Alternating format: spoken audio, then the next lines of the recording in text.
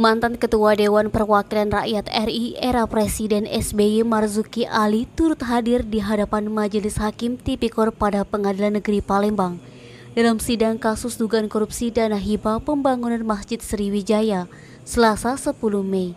Di hadapan Majelis Hakim diketuai Yose Rizal SHMH, Marzuki Ali menerangkan selama menjadi pembina dalam struktur organisasi Yayasan Masjid Sriwijaya dimulai dari ketua, bendahara, serta sekretaris, menurutnya tidak ada mekanisme yang salah.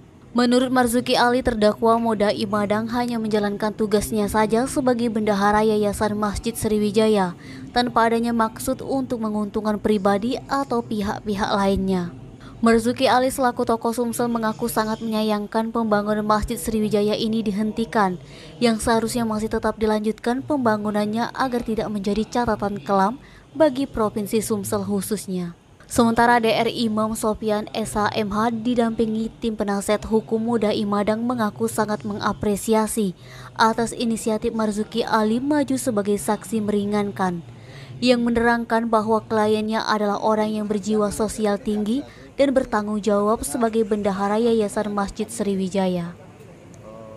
Fadli, Sumeko TV melaporkan.